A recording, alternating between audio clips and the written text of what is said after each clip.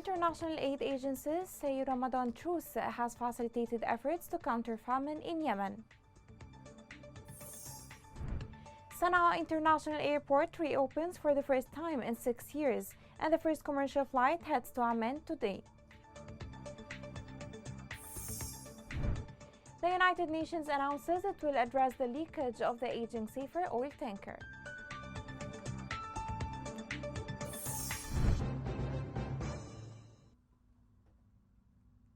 Welcome to Yemen Today TV. This is the English news with me, Rushan Fuad.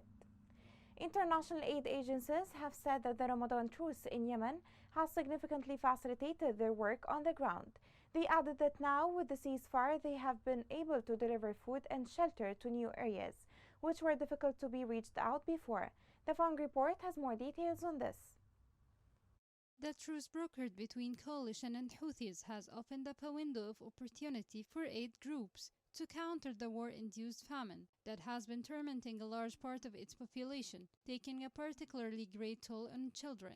With malnutrition ravaging children projected to worsen if fighting returns or humanitarian funding doesn't pick up, the humanitarian aid groups don't decelerate their efforts. Representing the World Food Programme, an organization which has been exerting itself to feed half of Yemen's population, in which tens of millions of people in Yemen are living hand to mouth. UN pre-ceasefire estimates show that as many as 2.2 million children under 5 will suffer acute malnutrition this year. A total of 538,000 of them will be severely malnourished. The situation is expected to worsen, as shown by the UN's March data. Between June and December, those unable to secure minimum nutrition will hit a new high of 19 million, up from 17.4 million currently, whereas the number facing famine-like conditions could soar from 31,000 to 161,000 people. The UN's Integrated Food Security Phase Classification Analysis said, but the 2-month truce stricken between the two warring forces on April 2 brings some hope for the time being. As reported by Reuters, UN Yemen envoy Hans Grunberg said it resulted in a significant reduction of violence and civilian casualties. It is also the first nationwide ceasefire of hostilities since 2016, one that includes a halt to offensive military operations and allows fuel imports into areas controlled by the Houthi tribe. Also, some commercial flights have been able to operate from the Houthi-held Sana'a. For instance, Yemen Airways this week said it would commence, as of Sunday, operating return flights between Sana'a and Jordan's capital Amman.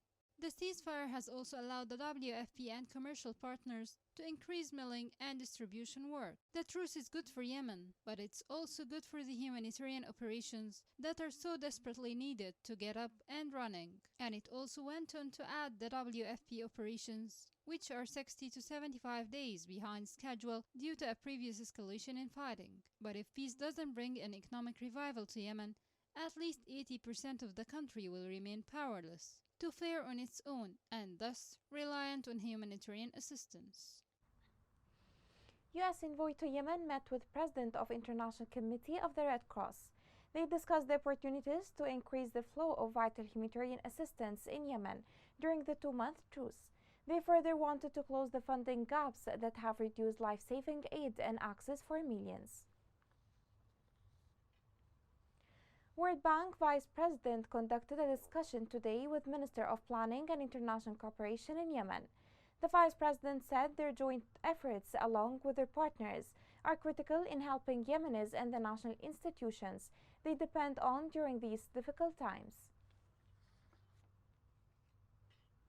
The governor of the Central Bank of Yemen met with officials at the U.S. Treasury. He stressed during this meeting the importance of U.S. support for Yemen, especially in these times, while Yemen is facing economic challenges which alleviate the suffering of Yemeni people. Tomorrow, Sunday, Sana'a Airport will reopen for the first time in 6 years. First commercial flights will head to the Jordanian capital Amman. This comes as part of the implementation of the United Nations brokered 2-month truce between the coalition and the Houthi rebels. The Fang report has more details on this. Yemeniya, the country's official airline, said that weekly flights to and from Amman, Jordan's capital, will commence on April 24th at Sana'a International Airport. Due to the crisis in Yemen, these will be the first commercial flights from the capital in 6 years. The company said on its Instagram feed that beginning April 24th, Yemenia Airways will provide one weekly trip from Sana'a to Amman and back. The reopening of Sana'a Airport is part of a 2-month UN brokered ceasefire that began on April 2nd, the first day of Ramadan. Fighting between Iran-supported Houthi rebels and the Yemeni government was halted by the truce. With Sana'a's airport back in commission, Yemenis will no longer have to drive for up to 24 hours to Aden in the south, over mined roads and hazardous checkpoints to board an airplane out of the country. Yemenis and members of the international community reacted with joy and hope to the news. The reactivation of the airport provides much-needed relief to many Yemenis, as travel restrictions were severe, particularly for the sick and old. Air travel to and from Sana'a will provide access to life-saving medical care, long-awaited family reunions, and a lifeline to millions of Yemenis living in the rebel-held north. On this occasion, Yemenia lauds the UN truce to alleviate the suffering of the Yemeni people, the airline said. Hans Grunberg, the UN Special Envoy for Yemen, who was appointed 8 months ago and has recently visited Sana'a, welcomed the news. He stated that he will continue to work with the parties to ensure all the elements of the truce are upheld, and he will build on its momentum towards a sustainable political solution to the conflict. This step has been greatly anticipated, as travel agents reported that they were receiving hundreds of calls a day inquiring about purchasing tickets for travel. Since the truce was proclaimed, Yemenia Airways' U.S. agent reported getting up to 100 inquiries per day from customers asking about ticket availability and the airport's opening date. The reopening of Sana'a International Airport has sparked optimism, not just among Yemenis stuck in the country's civil war, but also among Yemenis living abroad who have been unable to visit their homeland due to the crisis. To have more insights on the reopening of Sana'a Airport for commercial flights, joining me now from Abu Dhabi, Nada El Tahir, senior foreign reporter at the National News. Thank you very much, Nada, for being with us today. Thank you. So, if we may begin with the statement of the UN spokesman Stephane Dujarric commenting on the reopening of Sana'a International Airport. He said the resumption of commercial flights to Sana'a was among the gains of the truce. In your view, to what extent that gain can reflect the commitment of the warring parties to stick to the truce? We're almost 1 month into the 2-month truce, and so far, I believe that we have crossed a number of dangerous points where the truce may have been more likely to not survive. In fact, many people, though cautiously optimistic, were actually a little bit even pessimistic and didn't even think that the truce would last this long. But number of steps for building trust have taken place by a number of parties, and including obviously the Houthis saying that they're no longer going to enroll child soldiers. And then now we also have, as a byproduct of that truce, aid reaching places it hadn't been reaching for a number of years, at least 3 years in some places. And the reopening of Hadeda port has brought down the price of fuel and stabilized currency in the south. And now and obviously the much awaited and long overdue visit by the UN Special Envoy to Sana'a to meet with Houthi officials took place. And so the opening of Sana'a Airport, and it's not an overstatement, is something that is anticipated by millions of Yemenis inside Yemen and abroad. So to say that the truce is going well, it's going well, and it's a byproduct of trust that has been put into the UN process, and hopefully we're going to see ourselves moving past that 2-month point and into something that is more permanent and long-lasting. Mm-hmm.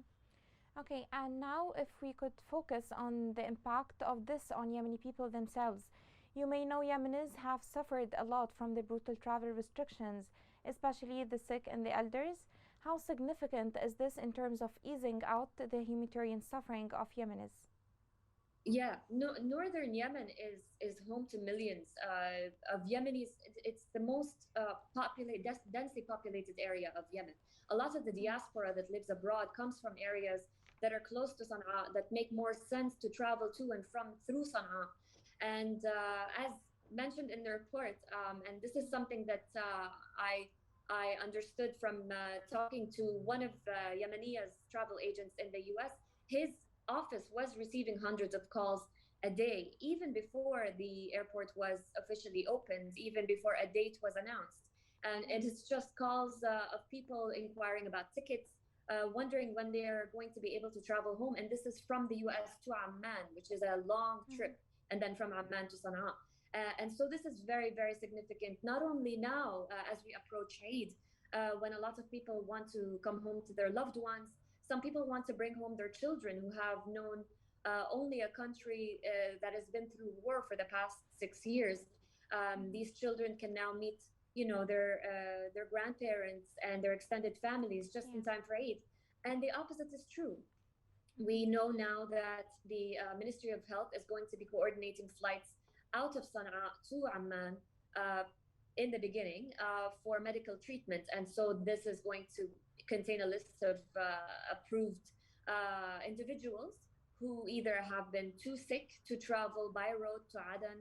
Obviously, a trip that used to take a number of hours, maybe 4 to 6 hours, and now takes up to 24 hours through incomplete roads, roads that are just in the middle of a minefield, dangerous checkpoints. Some people may not even survive that trip. And now they're going to be at least have an opportunity to travel abroad for medical assistance in Amman, where the medical assistance is really good and cheaper than it is in other areas of the world. Yeah. Okay, last point, if you may. Are you personally optimistic that the truce will hold, especially amid reports of Houthi militias violations on different areas?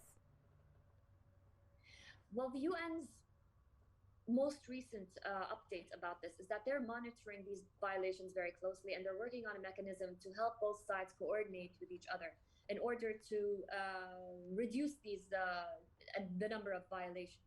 Um, Rarely do we see a truce without a single violation, Mm. but given how much the momentum has picked up in terms of the trust building initiatives that are being taken, uh, initiatives that are about survival, they're about life and death, and they're about reviving the economy.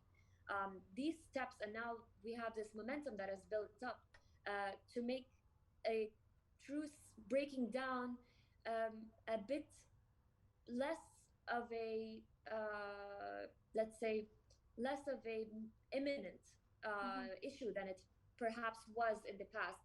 And the stakes are too high now for the truce to break down. Too many people's hopes are attached to the steps that are being taken. And for the first time in a very long time, Yemen is making headlines for the right reasons. And there's hope. There's real hope. And I guess it's a great time for this hope now during the month of Ramadan. Okay, Nada, I'm afraid we have to leave it there. Thank you so much for being with us today. The Presidency of Supporting Consultation and Reconciliation Commission held its first meeting in Aden. The meeting was headed by the chairman of the commission and the vice president of the commission. This meeting was held to discuss the peace process in Yemen to build and develop the state at the current stage. The Presidential Leadership Council held a meeting chaired by President of the Council. This meeting was to discuss the current developments and challenges in the national arena. The chairman of the Leadership Council stressed that the current stage requires concerted efforts by everyone. The Houthi militia claimed to release 42 prisoners of their forces. The militia claimed this as a unilateral humanitarian initiative on the occasion of the blessed month of Ramadan. This step of moving prisoners' life and pushing towards the implementation of the latest agreement is not certain till now. The Houthi militia looted the profits of investors in Yemen Mobile Company. The return on the share of net profits after deduction of tax and zakat amounted to 410 riyals. but the militia approved the distribution of 175 riyals per share and set aside the rest.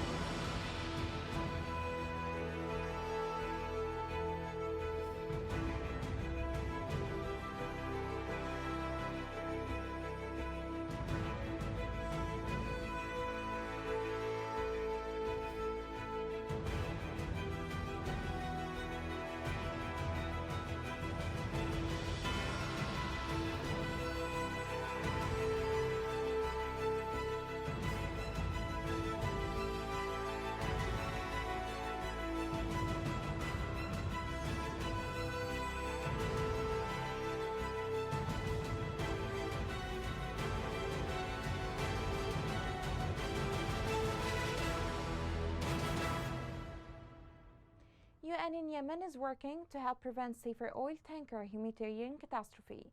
In conjunction with Earth Day, UN and Netherlands will co-chair a pledging event for the UN coordinated plan to address the threat from the tanker to end this ecological and environmental disaster.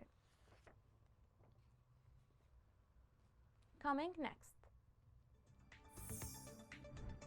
El Saleh Charity Foundation continues to distribute cash assistance in different governorates.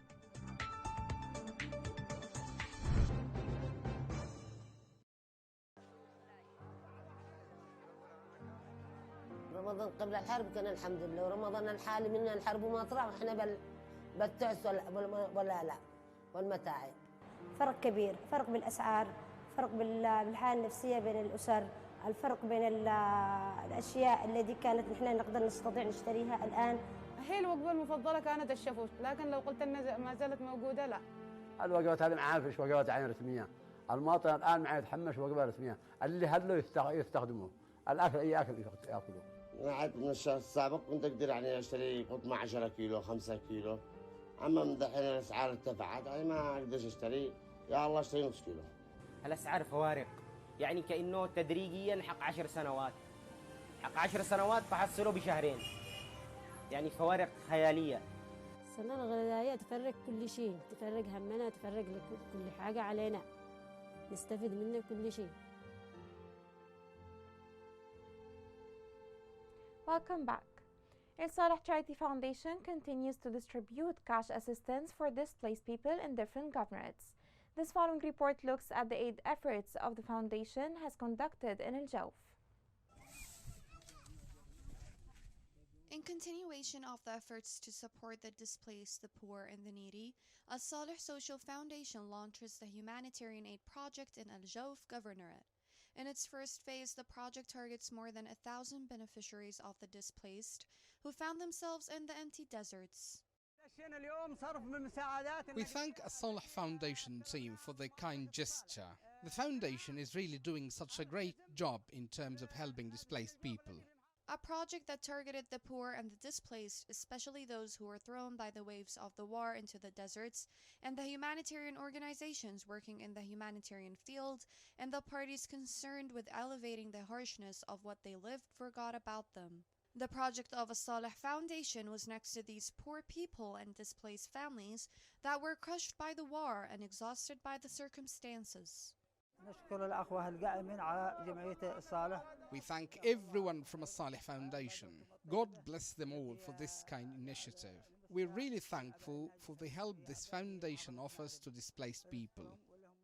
A humanitarian project presented by a Saleh Foundation, which drew a smile and brought a part of joy into the hearts of the displaced after years of the war, and the project coincided with the advent of the month of Ramadan and the advent of Eid al-Fitr, at a time when neither local nor international organizations were inspecting the conditions of the displaced or trying to inspire hope in their souls. A Saleh Foundation, on the other hand, is the pioneer in this. والله مشاعر كبيرة عظيمة لا تقدر ولا نصفها. I am overjoyed and I can't describe how happy I feel. This initiative made everyone happy after despair. It made us remember the good old days in Yemen. So we're really thankful. When humanitarian aid is distributed according to the standards of need and those responsible for delivering it are concerned with those who deserve it, it leaves an impact and deepens the bonding. A Saleh Foundation sought to be next to Yemenis in their plight when others were absent. Here's a reminder of the main headlines. International aid agencies say Ramadan truce has facilitated efforts to counter famine in Yemen. Sana'a International Airport reopens for the first time in 6 years and first commercial flight heads to Amman tomorrow. The United Nations announces it will address the leakage of the aging Safer oil tanker.